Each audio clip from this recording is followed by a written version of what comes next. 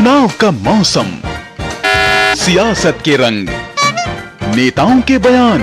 और अब हम पुरानी जगह पर आ गए हैं।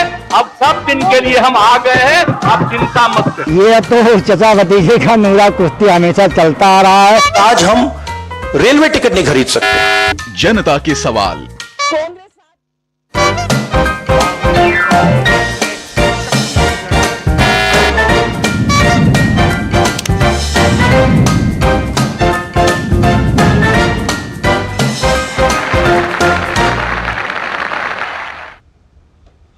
नमस्कार, स्वागत है आप सभी का हमारे इस बेहद खास कार्यक्रम चुनावी चकल्लस जनादेश में। मैं हूं आपके साथ आरेंद्र।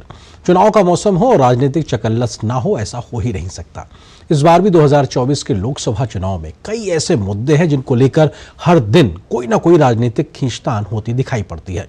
कभी किसी नेता के बयान पर बवाल मच जाता है तो विपक्षी दल उस मुद्दे को फट से लपक लेते हैं, जरा सी देर नहीं लगाते और पूरा चुनावी माहौल उसी मुद्दे के इर्द गिर्द घूमता दिखाई पड़ता है। ऐसे ही बयानों और घटनाओं के बाद होने वाली चुनावी चकल्लस पर हमारी पैनी नजर बनी हुई है और इस कार्यक्रम में हम आपके लिए ऐसे ही चुनावी चकल्लस को लेकर हाजिर होते हैं।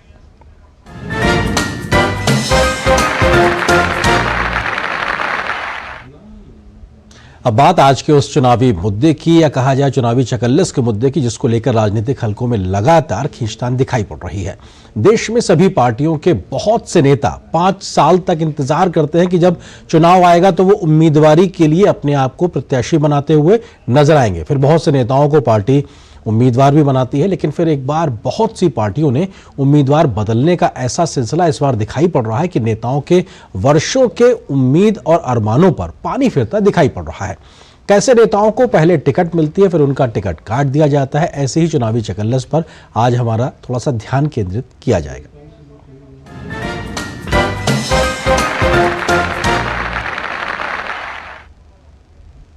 प्रत्याशी बदलने में इन दिनों सबसे आगे समाजवादी पार्टी नजर आ रही है। अगर प्रत्याशी बदलने का मुकाबला हो तो सपा सबसे ज्यादा टक्कर देती नजर आ सकती है। आपको बताते हैं कि सपा ने अभी तक कहां से उम्मीदवार बदले हैं, जिसको लेकर सपा की आपसी खींचतान और अखिलेश यादव के नेतृत्व पर उनके विपक्षी सवाल खड़े कर रहे हैं। सपा का प्रत्याशी बदलने का सबसे चर्चित मामला यूपी के रामपुर और मुरादाबाद सीट पर रहा। सपा नेता आजम खां के विरोध के बाद अखिलेश यादव को दोनों ही सीटों से प्रत्याशी बदलना पड़ा। जहां मुरादाबाद में आजम खां की करीबी नेता रुचि वीरा को टिकट दिया गया और मौजूदा सांसद एसटी हसन का टिकट काट दिया गया, तो रामपुर में भी आजम खां ने प्रत्याशी बदलवा दिया और नए प्रत्याशी के रूप में दिल्ली के मौलाना मोहिबुल्लाह नदवी को उम्मीदवार घोषित किया गया। सपा से मेरठ सीट से भी अपने पहले के घोषित प्रत्याशी को बदल दिया। सपा ने पहले भानु प्रताप सिंह को टिकट दिया था, लेकिन बाद में सपा नेताओं की आपसी खींचतान और पैरवी के बाद नया प्रत्याशी दिया गया और सरधना से सपा विधायक अतुल प्रधान को मेरठ से नया प्रत्याशी बनाया गया। यानी कि मेरठ में भी सपा ने अपना प्रत्याशी बदल दिया। उत्तर प्रदेश की ही नोएडा सीट की बात करें तो वहां पर सपा ने 3 बार अपना फैसला बदला, यानी प्रत्याशी बदलने का फैसला हुआ है। सपा ने पहले महेंद्र नागर को प्रत्याशी बनाया, फिर सपा ने आपसी रार हुई तो अखिलेश यादव ने युवा सपा नेता राहुल अवाना को नोएडा से उम्मीदवार बना दिया। लेकिन नोएडा में सपा का झगड़ा खत्म नहीं हुआ और खेमेबाजी बढ़ती गई तो सपा ने फिर से महेंद्र नागर को ही प्रत्याशी बना दिया। बदायूं सीट की भी बात करते हैं क्योंकि वहां पे परिवार के बीच की भी टसल सामने आ रही है। बदायूं से अखिलेश यादव ने पहले अपने चचेरे भाई धर्मेंद्र यादव को प्रत्याशी बनाया, लेकिन फिर चाचा शिवपाल सिंह यादव को उम्मीदवार घोषित कर दिया। लेकिन चाचा जी की नाराजगी की भी खबरें सामने आई और अब अखिलेश यादव ने बदायूं से शिवपाल के बेटे आदित्य यादव को प्रत्याशी बनाया है। बदायूं सीट पर सपा के मुखिया परिवार में ही आपसी एक तरीके से वो घूमती दिखाई पड़ रही है सीट, लेकिन फिर भी खींचतान को लेकर खबरें बाहर आ रही हैं। एक और उत्तर प्रदेश की सीट की बात करते हैं। समाजवादी पार्टी ने आगरा में भी अपना प्रत्याशी बदल दिया। पहले समीकरण और स्थानीय नेताओं के दबाव के बाद सपा ने नए प्रत्याशी सुरेश चंद्र कदम को अब प्रत्याशी बनाया है। उससे पहले उन्होंने एक और व्यक्ति को टिकट दिया था। बिजनौर की बात करते हैं। समाजवादी पार्टी ने बिजनौर लोकसभा सीट से भी प्रत्याशी बदल दिया। यहां से पहले यशवीर सिंह को टिकट दिया गया था, लेकिन बाद में दीपक सैनी को सपा का उम्मीदवार बनाया गया। इस बार लोकसभा चुनाव में अखिलेश यादव के चुनाव मैदान में उतरने को लेकर भी सस्पेंस बना हुआ है। अखिलेश का नाम बहुत सी सीटों से चला, लेकिन अभी तक किसी सीट पर उनका नाम घोषित नहीं किया गया। चर्चा यह भी है कि क्या अखिलेश यादव लोकसभा चुनाव लड़ेंगे भी या नहीं। इस बीच सपा के गढ़ के तौर पर रही कुछ सीटों पर अभी प्रत्याशी घोषित नहीं किए गए, जिसको लेकर भी कई प्रकार के कयास चल रहे हैं। फिरोजाबाद लोकसभा सीट कभी सपा का गढ़ थी, लेकिन वहां से अभी तक उम्मीदवार घोषित नहीं हुआ, जिसकी वजह से कई प्रकार की कयासबाजी राजनीतिक हलकों में चल रही है। सपा ने प्रत्याशी बदलने की अपनी परंपरा यूपी तक ही सीमित नहीं रखी, बल्कि आगे बढ़ते हुए मध्य प्रदेश में भी प्रत्याशी बदल दिया। मध्य प्रदेश में खजुराहो लोकसभा सीट से इंडिया ब्लॉक के तहत सपा ने प्रत्याशी बदल दिया। इंडिया ब्लॉक की तरफ से सपा ने यहां मैदान में प्रत्याशी उतारा था। 2 दिन बाद प्रत्याशी समाजवादी पार्टी ने मनोज यादव को प्रत्याशी घोषित किया था। सोमवार को मनोज यादव का टिकट कटकर मीरा यादव को वहां से प्रत्याशी बना दिया गया। तो आप देख रहे थे समाजवादी पार्टी के टिकटों में बदलाव को लेकर। अब बात बीजेपी की करते हैं। आगामी लोकसभा चुनाव के मद्देनजर जहां एक तरफ भाजपा अब की बार 400 पार का नारा दे रही है, तो वहीं दूसरी तरफ पार्टी के लिए कई सीटें ऐसी भी है जहां से वो अपना उम्मीदवार अभी घोषित नहीं कर रही है या नहीं कर पा रही है। यूपी के रायबरेली से कांग्रेस द्वारा अपना उम्मीदवार घोषित नहीं किए जाने को लेकर भाजपा ने भी अपना उम्मीदवार अभी तक घोषित नहीं किया है। यूपी के कैसरगंज लोकसभा सीट की बात की जाए तो भाजपा ने अभी तक अपना उम्मीदवार घोषित नहीं किया है। इस सीट से भाजपा के नेता ब्रजभूषण सिंह वर्तमान में सांसद हैं, लेकिन आरोपों के चलते पार्टी इस सीट को लेकर असमंजस में है, ऐसी खबरें आ रही हैं। सपा ने भी अभी इस सीट से उम्मीदवार घोषित नहीं किया है। भाजपा की लिस्ट में प्रयागराज लोकसभा सीट ऐसी ही एक सीट है जहां से बीजेपी ने अभी तक उम्मीदवार घोषित नहीं किया। इस सीट से 2019 में बीजेपी की रीता बहुगुणा जोशी को जीत मिली थी। भाजपा ने अभी तक इस सीट से अपना उम्मीदवार घोषित नहीं किया।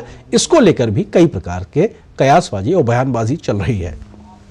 बाराबंकी सीट भी पार्टी के लिए असहज स्थिति को लेकर आई। यहां से भाजपा ने मौजूदा सांसद को अपना उम्मीदवार बनाया, लेकिन उनकी कथित तौर पर एक वीडियो सामने आने के बाद वो विवादों में आ गए, जिसके बाद सांसद उपेंद्र सिंह रावत ने अपनी प्रत्याशिता वापस ले ली और पार्टी ने जिला पंचायत अध्यक्ष राजरानी रावत को टिकट दिया है। पश्चिम बंगाल की आसनसोल सीट से भाजपा ने भोजपुरी गायक पवन सिंह को अपना उम्मीदवार बनाया था। पवन सिंह ने खुद का नाम ऐलान होने के बाद यह कहा था कि वो चुनाव नहीं लड़ना चाहते। पवन सिंह को लेकर बंगाल के कुछ विवाद हुआ, उसके बाद से भाजपा ने अभी तक वहां से नया प्रत्याशी घोषित नहीं किया है। गुजरात में भी वडोदरा लोकसभा सीट से भाजपा के मौजूदा सांसद और गुजरात की वडोदरा लोकसभा सीट से उम्मीदवार रंजन भट्ट ने कहा कि वह व्यक्तिगत कारणों से इस बार आम चुनाव लड़ने के लिए तैयार नहीं है। भाजपा ने वहां से फिर हेमंत योगेश चंद्र जोशी को उम्मीदवार बनाया। इसी तरह गुजरात के सावरकांठा से भाजपा उम्मीदवार भीकाजी ठाकुर ने कहा कि वह चुनाव नहीं लड़ना चाहते। उन्होंने सोशल मीडिया पर पोस्ट कर इस बात की जानकारी दी। वहां से पार्टी ने आखिरकार टिकट बदलकर शोभनाबेन महेंद्र सिंह बरैया को टिकट दे दिया।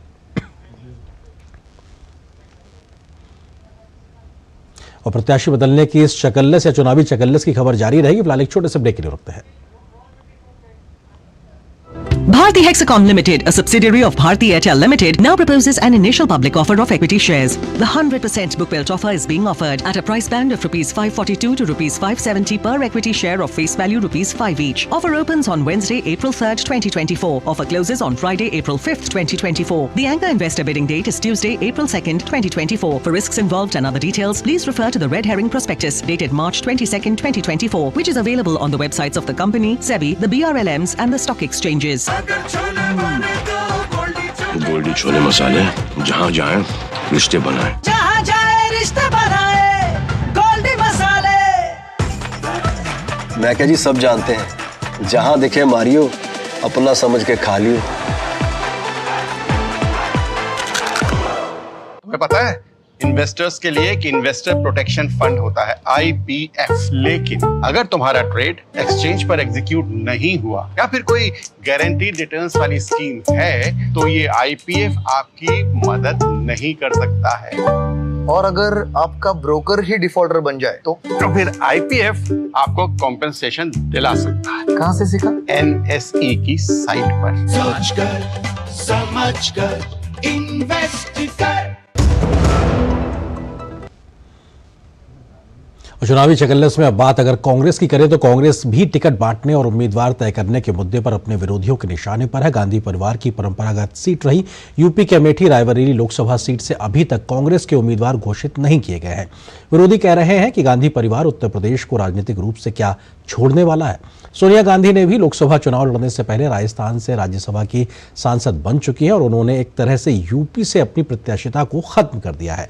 राहुल गांधी पिछली बार अमेठी से लोकसभा चुनाव हार गए थे, उनके बाद इस बार वो सिर्फ केरल की वायनाड सीट से ही चुनावी मैदान में। इस लिहाज से अभी तक अमेठी से उनकी दावेदारी को लेकर भी अटकलें ही लगाई जा रही हैं। सोनिया गांधी रायबरेली सीट से चुनाव लड़ा करती थी तो बेटी प्रियंका गांधी उनका चुनावी कैंपेन संभालती थी। राजनीतिक हलकों में चर्चा है कि इस बार प्रियंका गांधी रायबरेली से चुनावी किस्मत आजमा सकती हैं, लेकिन अभी तक कांग्रेस ने इस बात पर पत्ते नहीं खोले हैं, जिसको लेकर रायबरेली और प्रियंका गांधी को लेकर भी कयास लगातार लगाए जा रहे हैं। इसी तरह उत्तर प्रदेश में कांग्रेस के हिस्से आई मथुरा और प्रयागराज लोकसभा सीट पर भी कांग्रेस ने अभी तक प्रत्याशी घोषित नहीं किए हैं, जिसको लेकर भी कांग्रेस में आपसी सामंजस्य को लेकर सवाल उठाए जा रहे हैं। प्रत्याशी घोषित नहीं होने से इन सीटों पर जहां दावेदारों की धड़कनें बढ़ी हुई हैं तो कार्यकर्ताओं का मनोबल भी कमजोर दिख रहा है। मथुरा से कांग्रेस की ओर से अंतर्राष्ट्रीय मुक्केबाज विजेंद्र सिंह को उतारने की चर्चा चल रही थी, लेकिन आज विजेंद्र सिंह ने भाजपा ज्वाइन कर ली है। कांग्रेस ने कुछ सीटों पर अपने घोषित उम्मीदवारों को भी बदला। राजस्थान की जयपुर लोकसभा सीट पर पहले यहां से सुनील शर्मा को टिकट दिया गया था, बाद में पार्टी ने यहां से सुनील शर्मा का टिकट काटा और उनके स्थान पर प्रताप सिंह खाचरियावास को उम्मीदवार बना दिया है। राजस्थान की ही राजसमंद सीट पर कांग्रेस प्रत्याशी घोषित हुए सुदर्शन सिंह रावत द्वारा टिकट लौटाने से पार्टी की ही किरकिरी हुई और डैमेज कंट्रोल करते हुए पार्टी ने इस सीट से दामोदर गुर्जर को राजसमंद सीट से अपना प्रत्याशी बनाया। उधर भीलवाड़ा सीट से कांग्रेस ने सीपी जोशी को अपना उम्मीदवार बनाया। पार्टी ने यहां से पूर्व में घोषित उम्मीदवार दामोदर गुर्जर को राजसमंद का उम्मीदवार बनाया तो यहां से सीपी जोशी को टिकट दिया गया। तो किस प्रकार से तमाम राजनीतिक दलों में कहीं ना कहीं प्रत्याशी बदलने को लेकर उनके असमंजस की स्थिति दिखाई पड़ती है, लेकिन सबसे ज्यादा उत्तर प्रदेश में यह खेल या खेला दिखाई पड़ रहा है। हमारे सहयोगी रामेंद्र सिंह इस वक्त लखनऊ से हमारे साथ जुड़ रहे हैं। रामेंद्र, अगर बात की जाए तो सपा, भाजपा, कांग्रेस और उत्तर प्रदेश के लिहाज से देखा जाए, क्योंकि 80 सीटें हैं, ये गड़बड़ जाला सब जगह दिखाई पड़ रहा है, लेकिन सपा सबसे बाजी मारती दिखाई पड़ रही है सबसे। देखिए आनंद, उत्तर प्रदेश की जनता से अगर टीवी के सामने बैठती है, सवेरे अखबार की सुर्खियां पढ़ रही होती हैं, तो उनको लगता है कि क्या सपा ने कोई कैंडिडेट तो नहीं बदला। तो ये मौज का विषय हो गया उत्तर प्रदेश की जनता के लिए, जिस तरह समाजवादी पार्टी लगातार प्रत्याशी बदल रही है।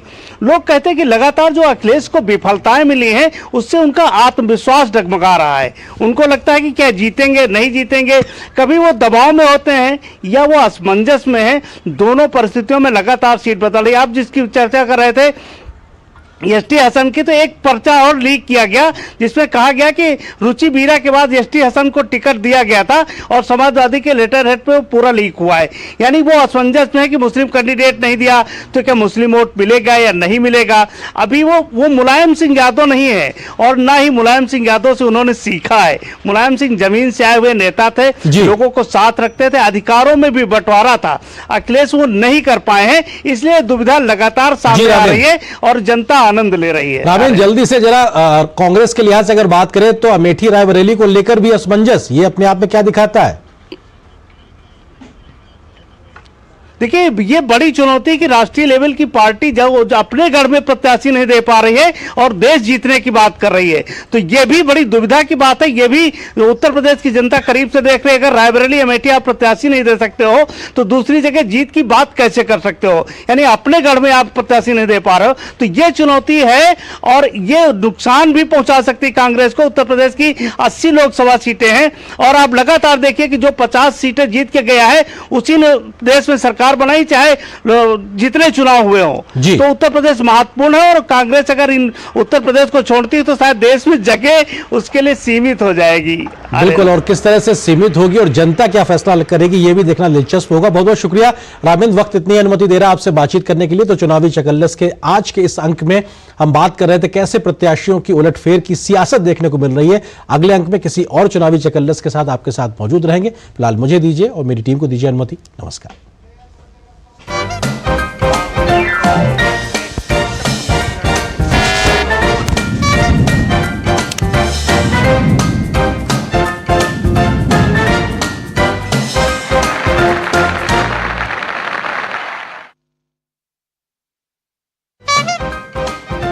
चुनाव का मौसम सियासत के रंग, नेताओं के बयान, और अब हम पुरानी जगह पर आ गए हैं। अब सब दिन के लिए हम आ गए हैं। अब चिंता मत करिए। ये तो चचा भतीजे का नूरा कुश्ती हमेशा चलता आ रहा है। आज हम रेलवे टिकट नहीं खरीद सकते। जनता के सवाल, कांग्रेस साथ दिखा है सबको कि छोड़ छोड़ बसेरे भाई। सियासी हलकों में राजनीतिक घमासान, फिर उठे रब को मनाना आसान है, आजम खां को मनाना मुश्किल है। कंफ्यूजन ही कंफ्यूजन है, सॉल्यूशन का पता नहीं। चुनाव का मौसम हो और राजनीतिक चकल्लस ना हो, ऐसा हो ही नहीं सकता। देखिए चुनावी